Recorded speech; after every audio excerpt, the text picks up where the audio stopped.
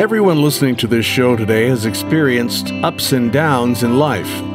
You probably don't have to think too hard to remember a time when you were so down that you wondered if you would make it.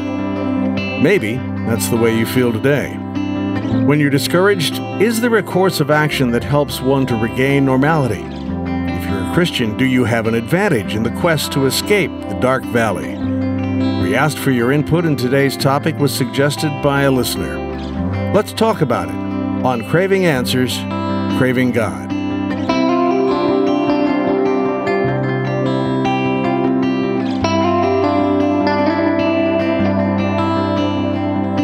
I'm Chuck Rathert with Aaron Miller. Aaron is the pastor of St. James Lutheran Church in Glen Carbon, Illinois. Aaron, everyone goes through a life experience where discouragement turns into depression, and most people eventually regain a healthy outlook. So how serious is this problem, the problem of discouragement and depression in our day? Depression is epidemic. Epidemic, that's a pretty strong word. Yeah, it's increasing all the time. More and more people who are grappling with depression, occasional depression as well as chronic depression. I need to say too before we start out here that we can't in a podcast counsel people. This is not but people need to go speak with their pastor, with their Christian counselor. These are some thoughts that Chuck, you and I are going to kick around here for a while. A lot of what we say is not going to be person specific, and everybody has their own unique situation and stuff that they need to work through. No one size fits all. That's true, and so don't take that what we say here. It's going to be general, so that it can be applicable across the board, hopefully, but it won't be specific enough to deal with any individuals the problems that they're actually grappling with. So I would encourage you to please go talk to your pastor, go see a good Christian counselor, get involved in Christian community. But yeah, depression it's epidemic. It's everywhere, and it's getting bigger and bigger. More and more ads for antidepressant medicine. More and more people I talk to who just really struggle with being down quite a bit. Sometimes it's just, I got a bad case of the blues and I can't shake it. And sometimes it's clinical, where people are sometimes seeking to be hospitalized briefly for it. So yeah, it's everywhere, and it doesn't look like the problem's going away. So that's it's kind of foreign to me. I believe what you're saying. Obviously, you have more experience with this kind of thing, dealing with people who are struggling with discouragement and depression. You have often said in your preaching and in your Bible study teaching that we are more isolated than ever. We just don't socialize very much, and our social circles are pretty small. So I guess in my social circle, I'm not aware of anybody who is struggling with depression or discouragement. I guess if I thought real hard, maybe I could come up with somebody. But when you say it's epidemic, I have trouble wrapping my head around that. That sort of makes me feel like I'm passing people every day who are struggling with this, and I don't even know it. Yeah. So how do I get up to speed? Well, there's two reasons why this might be the case, why you're not aware of it very much. One might be there still is a stigma to talking about mental health issues and depression. And we're told there shouldn't be a stigma, and I agree, but there still is a funny look on people's faces when they find out that somebody, and who knows the reason for this? Is it because we think that struggling with depression makes somebody weak, and that's bad? Is it because we feel like they've been faking it when they've been happy, and we feel betrayed? I do know there's spouses who have felt betrayed before when they find out their husband or wife has been struggling with depression, because they feel like it's a reflection on their ability to make them happy. I know parents feel like this. This is a big thing for parents when they find out that their teenager is struggling with anxiety or depression. The feeling that I've loved you and I've given you all this stuff, and I feel like now I failed you somehow. And so that makes it even easier for a kid or a spouse to say, I'll just keep this inside myself and try and hack my way through this on my own. And no sides neither party there has any animosity towards the other. It's just safer to keep it in. So that's one reason, is that people hide. We still hide our struggles with depression. The other reason might be that people who are in community, especially the more intimate the community it is, the better, struggle less with depression. We were made for community. We were made to be involved in relationships with each other. We are not complete on our own. This is one of the lies of Western postmodernism, is that you are sufficient on your own. Unfortunately, we're not. And this is not exactly a Christian thing I'm saying here, although the Bible insists on this as well. We were made for community. We were made to be communal creatures. And we've talked about this in here before. God is a God of community. We worship one God in three persons as Christians. So whether you're a Christian or not, this is the reality. When we were created to look like Him, we were created for community. However, there's so much in our culture that's pushing us towards isolation. I'm glad you brought isolation up, Chuck, because the sense of like being in charge of myself demands that I not get too close to anybody else, because then they're challenging my authority. And so the tendency is to isolate. And honestly, this is why people are not getting married as much anymore. This is why people find it hard to have committed friendships, long-term committed friendships, is because it's too scary to let somebody else in. It's easier and it's more desirable to be the king of my own little tiny space around the airspace around my body is what I'm king of. And so that's the trade-off, is that I want that power to be able to decide what's right and wrong for myself. What I lose is community. And when you lose community, you lose the bits and pieces of yourself that you can only possibly have in connection with other people. I just be honest with you, this is like, there's things about Angela, my wife, there's things about my kids, there's things about my best friends, there's things about my community group at church that I need what they offer because I don't have it built into my own hardware. But they do. And when we're together, I get that. It becomes a part of me as well and makes me whole. Without that, I'm like walking around with a bunch of pieces missing. And there's nothing wrong with me. That's the way I was designed. I was designed to be an interlocking puzzle piece. Not to not lose my individuality, but to be a part of a bigger whole. And when I cut myself off from that, I'm naturally going to feel empty because I actually am. And so one thing I can say is that if anybody's, again, this is vague. It's not answering all the problems, but it's one piece.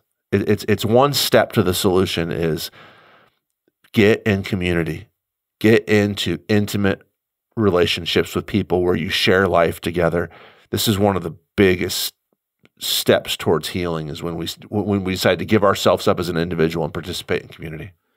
So I'm trying to, I need to know whether or not, as we speak, as you mentioned in general terms, if pretty much everything we say here today is going to be helpful, however helpful it might be, to everyone, or do we need to talk to Christians about discouragement and depression in one way, and unbelievers about discouragement and depression in an almost entirely different way? Are those two separate goals, or when it comes to this, are we all one? I don't think they're separate goals. I think that every human being was created to act a certain way. I personally, I found it to be the case. In fact, I know this is true. Christians have more resources because they have access to the Maker. God designed us. God designed our bodies and our minds. It's a pretty big advantage if it's... Yes. Unfortunately, Christians don't take advantage of this. Christians still insist on... Why not? Well, because we're stuck inside of ourselves. I know for a fact that I was made for community. To go back to what we previously talked about, I was made for community. If somebody doesn't believe in Jesus, they too were made for community. I know that it's damaging to me that I live life for myself. If I follow my own heart and believe in myself and pursue my dreams, that's actually damaging to me. I think some unbelievers know that as well, but it's more clear to me as a Christian that this is the case because I have a sacred text which tells me, don't believe in yourself, believe in me. Don't follow your own heart. Your own heart is very, very sneaky and tricky. Follow me, God says. So, but do I do it? No, I still isolate because I want to follow myself. So where I think Christians have access to better answers, they don't always use them. And we certainly don't always share them with people who don't know Jesus enough. What would you say to someone who is listening today and says, I have felt sad for so long, I can't remember the last time I felt good? Where do you start? Well, this is kind of the downside of a podcast is I would say, like, tell me about it. Tell me your life story. Tell me what's going on. When are you most sad? Do you remember a time when you weren't sad and then a point in time where you became sad and now it's lasted for a long time? I would want to know their whole story. I'd want to know about their relationships, about life decisions they've made. I'd want to know about their relationship with God. So it's like, I mean, it's very, very sad, this sort of thing. I know it's true, though. I know there are people who don't ever remember not being sad. But as far as like helping them out specifically, it's almost impossible to say, well, let me tell you what's wrong. It's different for some people. There's trauma in their past that trigger this is kind of intimidating what you're saying here. Now, if we are able to make the move to be in community and to leave isolation, some people are comfortable in isolation, and so we do have close friends, acquaintances. So we talk, we communicate. Yeah. Most of the time, we talk about the great golf game I had last weekend, or my kids doing well on the baseball team. Yeah, that's good stuff. Yeah, all that kind of happy stuff. I don't think we talk frequently about, opening up to somebody else about, man, I'm really struggling with this, or I can't remember the last time I felt not sad. We don't do that. Even if we are in community, I think we're reluctant to do that. Am I wrong? No, I mean, that's, like I said, that's the downside of a podcast is that it can't possibly happen here, that conversation. Like, it's just very one-sided. It's just me and you sitting in this room, and we can't talk to the people out there who might be struggling with this. No, we need to learn to do this. It's very, very important for us to learn to be transparent and weak before each other. To say, I need to talk. Like, I don't know why I feel like this. I need to talk about it with somebody, and to have that freedom to do that with friends. Be vulnerable. Yes, that you can be safe with and know that you're not going to be judged. I don't want to be vulnerable. Well, so that's we're back to the trade-off, But vulnerability is scary. It means you give up power. That's what vulnerability means. We can keep power, but we keep power by isolating. And the price of isolating is emptiness. You can give up power, and what you get is community, like real community, where you're transparent about your weakness. And by giving up that power to community, you can achieve wholeness. That's the trade-off that we made. Actually, to get real Christian on you, that was what Adam and Eve were offered in the Garden of Eden. You can be like God.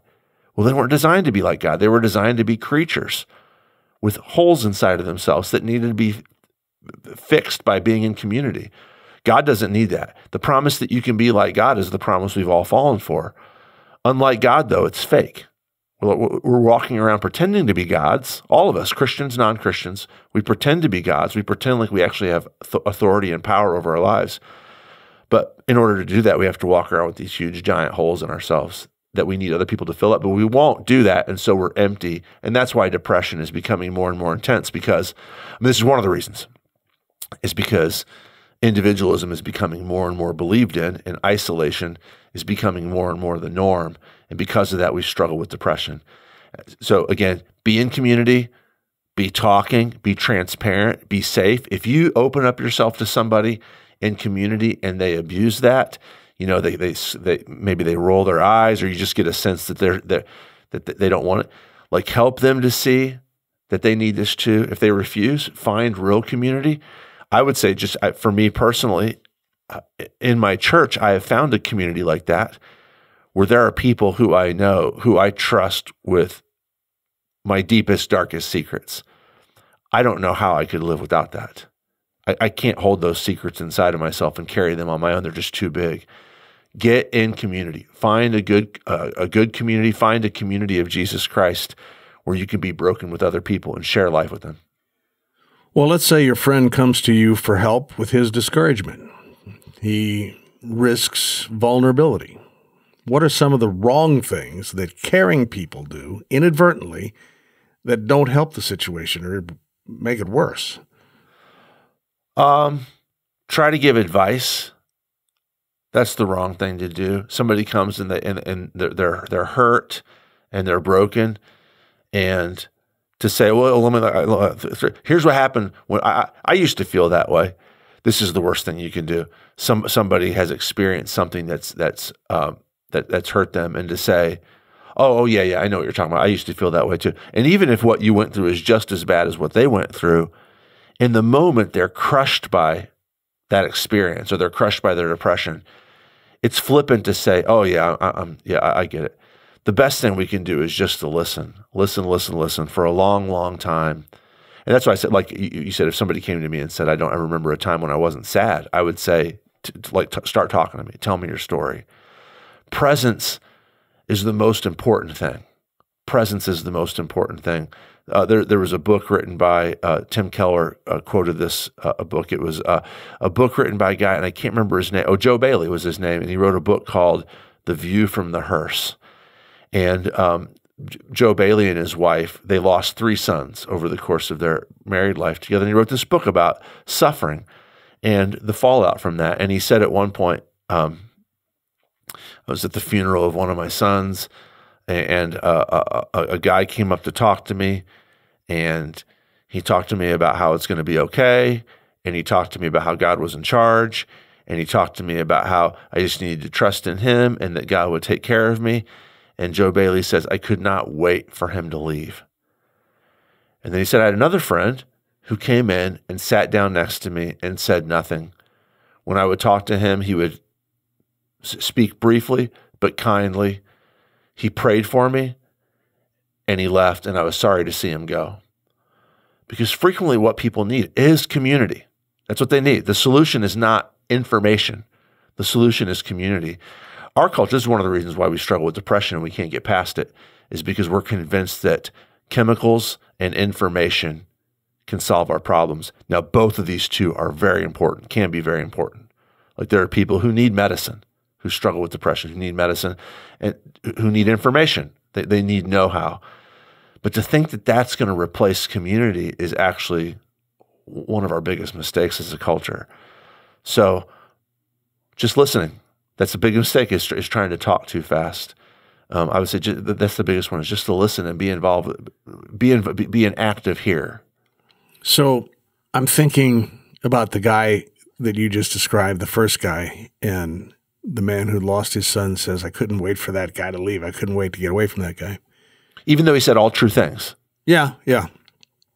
And I'm thinking that I might be that guy. You know,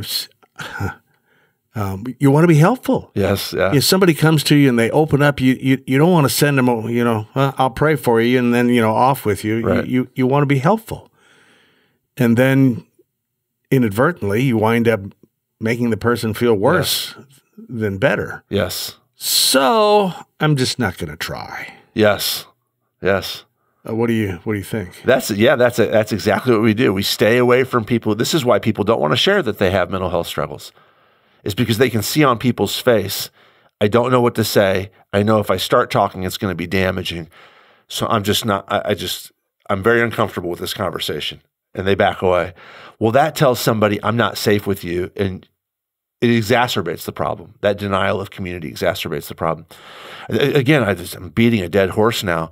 The problem is we think that what we have to offer people is information. And if I don't have information, I best just step out of the way. And that's exactly the wrong thing. What we have to offer people is community and presence. To be with somebody and sit with them in their depression or in their grief, in their anxiety, is super valuable. And this feels to some people, this feels like, oh man, this is just fluffy. This is what, I'm not saying there's not a time to speak. There definitely is. But mainly what people need is community. They're empty and they need connection. I'll never forget, this is a little bit off the topic because it's not about depression, but my wife's brother passed away suddenly over 15 years ago now. And we were, he died. We were at Angela's parents' house, and some old friends of Angela's parents came in. So these are all farming families. And the man and the woman came in, didn't knock on the door, walked in the house, came in, didn't say a single word, came in, walked straight in, sat down at the kitchen table, and just sat there.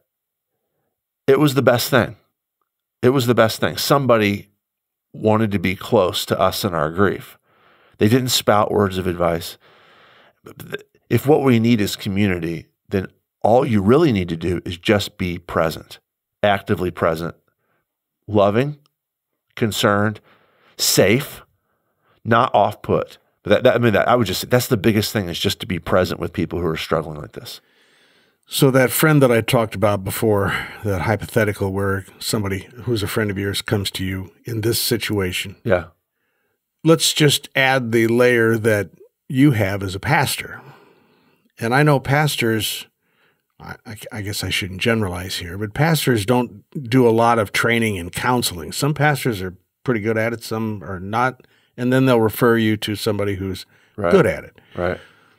But I think a lot of people think when they finally decide, I got to talk to somebody about this, they're coming to see the pastor. So are you better at this than the rest of us? You know, I know you're a humble guy. You're going to say, oh, no, but people come to you when they don't go to anybody else. People come to the pastor because they're in the valley. Do you have advice as to how to beyond listen? I heard that. Yeah. Do you know something that I don't know in that situation that might be helpful for me if somebody came to me and wanted? Not necessarily. Not necessarily. I mean, I do have. I went to a seminary that had an excellent counseling program, and we non-counseling students were required to take counseling classes there. I'm super grateful for that now. Most of what I know about counseling is from going through counseling myself. I've done a lot of marriage counseling with Angela. Angela and I have gone to counseling. I've done one-on-one counseling quite a bit. And so a lot of what I know about counseling comes from that. I, as a pastor, I don't ever say, come see me if you're struggling with depression. And if I get to a certain point where it's above my pay grade, counseling-wise, I'm going to hand you off to a professional counselor. I never say that. What I say is, come and see me, talk to me. I'm always going to see you. I don't ever want to, let's keep on meeting, let's keep on talking. You also might need to go get an actual professional counselor, especially, of course, I don't need to say this, but especially if what you need is some medicine to break a nasty cycle that you're in, to go on some meds for a while. Obviously, I'm not going to do that. That's way above my pay grade. But I'm never going to stop and say, well, I'm done here. I'm going to pass you off to somebody else. As a pastor, I know that the human problem is spiritual, it's physical, it's relational. All three of these things are important.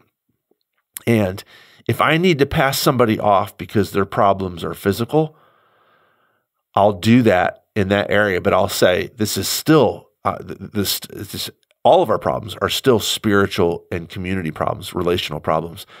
And so to keep on talking with them about those things in tandem with whatever help they're getting from a professional counselor or from a psychiatrist, that's important because we're holistic human beings, and so to keep on talking about things like we talk about, like isolation, that's a big thing. You can go and take medicine, but if you're isolating, that medicine's not going to, it might patch up some symptoms, but it's not going to cure your problem until you stop isolating. So to do this in tandem, but also too, if I say to somebody who really needs medical help to get out of a cycle, and I say, well, all you need really is community. You need to come to church more. read your Bible more? Have you prayed? Have you had your devotions? Have you turned it all over to Jesus? If I say these sorts of things, it's cruel because there's a part of what they're struggling with that needs a type of help that I'm not equipped to give. And so to do that in tandem with whoever it is that they also need to be seeing is important. 1 Samuel 2, verse 7 says, "The Lord makes poor and makes rich. He brings low and he exalts." Perhaps I'm feeling low or depressed because God has brought me low. Maybe I'm right where he wants me to be. That's kind of discouraging in itself. What do you think? Yeah, it's discouraging and it's encouraging because he brings low, but he also exalts as well. So he does both. What's encouraging about this is that, I mean, none of us like pain. None of us like depression. But pain and depression are symptoms of a deeper issue. And God has programmed us to experience these things as a canary in the coal mine to let us know you need to get help. So if somebody came to me, and said, "Hey, I'm really, really struggling with lower back pain, and it just will not go away, and I don't know what to do anymore," I'm going to say, "Well, have you gone to see a therapist or a chiropractor, or gone to get an MRI done?" If they're like, "No, I've been too ashamed or too shy to do that," I would say, "Well, that's what you need to do. You need to go. Your back pain is symptomatic of something that's wrong with your back, and we can talk about your back pain. You could probably be taking some Tylenol for that, but you need to go get that fixed." Same thing with depression. If somebody comes to me and they say, like the guy you mentioned earlier, "I don't ever remember a time when I wasn't sad," I would say, "So what are you doing to take care of it?" "Well, nothing." I mean, the first scenario doesn't make any sense because we're all almost all of us are pretty comfortable with I've got physical pain, I'm going to go see a medical professional. But almost all of us are uncomfortable saying, "I have spiritual pain or psychological pain, I'm going to go talk to somebody." We think that somehow we can handle it ourselves, which makes no more sense than thinking that you can cure cancer by "I just need to think about this and I'm just going to carry this on." You need to go get help. Same thing with depression. And the reason why this is built in is, or why it's related to the text you just read, Chuck, is because God has designed us to be low when we need to be low. He's made us so that if we are materialistic, we feel the emptiness of that and we crave something more. If we isolate ourselves, our souls and our bodies are programmed to go into sickness mode, to go into depression until we get that fixed. It's clues that there's a sickness that needs to be dealt with. Again, don't put these off. Go talk to, get involved in community, go talk to somebody, go talk to your pastor, go talk to a Christian counselor. It's a symptom that something needs to be dealt with, and putting it off just makes it worse. Same as putting off the back pain might mean that at some point you find out it's too late. You don't want to get yourself in a position where you've scarred yourself and damaged yourself so badly by isolating yourself with depression that you're really behind the 8 ball developmentally as a human being. You don't want to do that. So please go get help. Paul, in his second letter to the Corinthians, writes in chapter 7, quote, "For even when we came into Macedonia, our bodies had no rest, but we were afflicted at every turn, fighting without and fear within. But God, who comforts the downcast, comforted us by the coming of Titus."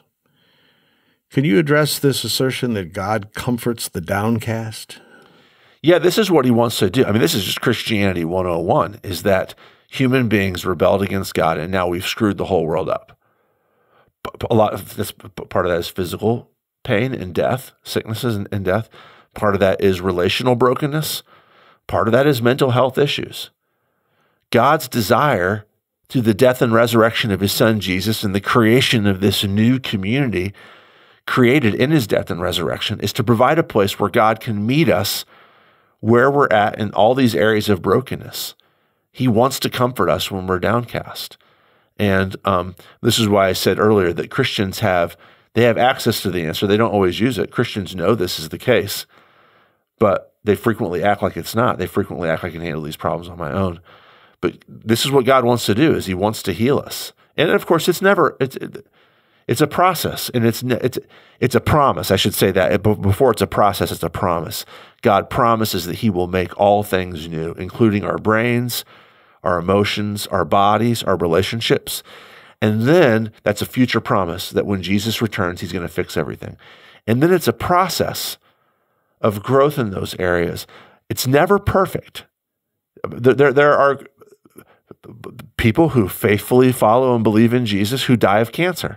There's no guarantee that God's going to heal that cancer now. There is a guarantee he will heal it on the last day when Jesus returns. Same thing with mental health struggles. Some people are going to struggle. As a sermon on Sunday, and it wasn't the sermon, actually. It was a hymn that we sang, written by William Cooper. God Moves in a Mysterious Way. William Cooper struggled with depression, deep, dark depression, his whole life as a Christian. In fact, he survived, I can't remember now, it was at least one suicide attempt. God was in the process of healing him. And when Jesus returns, William Cooper will be completely healed. It's not perfect, but it's step towards it. Christians have access to that. It's the only guarantee that this is going to be healed, is that God himself can do it. We can't, as a human race, it should be clear by now, everybody, we cannot heal ourselves. But God has promised to do it, and he will do it. He does. His plan and his promise is to comfort the downcast. What do you say to a listener who is experiencing a deep, dark valley, and in his despair, he not only suffers from the hopelessness of it, but he's blaming God? It's mostly God's fault. What's your advice? I don't have advice. I would be present. I mean, that's one thing I would say is I just, like, come and hang out with me. Look, let me sit with you. Let me pray with you. Silently. I won't pray out loud. And let me just be with you. And then when you feel ready, like, tell me your story. Like, tell me that's what I would do. What I'm not going to do is say, how dare you turn your back on God like that? How dare you do that? That would be so counterintuitive. In fact, God himself doesn't treat people like that. Book of Job. We talk about Job in here a lot, I think. Do we? Maybe. Yeah, I think we do. At least I think about it a lot while we're talking. Job, lots of deep, dark things happen to Job. He is in the depths of depression. He has the physical signs of depression upon him, sackcloth and ashes. Job is angry at God, shakes his fist. Why are you not paying attention? Why have you done this, A? B, why aren't you responding to me? Why are you stone cold silent? Job's three friends come, and if you read the book of Job, Job's three friends have lots of good advice. Hardly any of it is bad. It's all like solid, you need to draw near to God. You need to repent of your sins. You need to trust in him. All of it's good advice. But at the end of the story, God comes in and says, Job's in the right. You three guys are in the wrong. Get out of here. They were saying all true things. But Job was oriented towards God.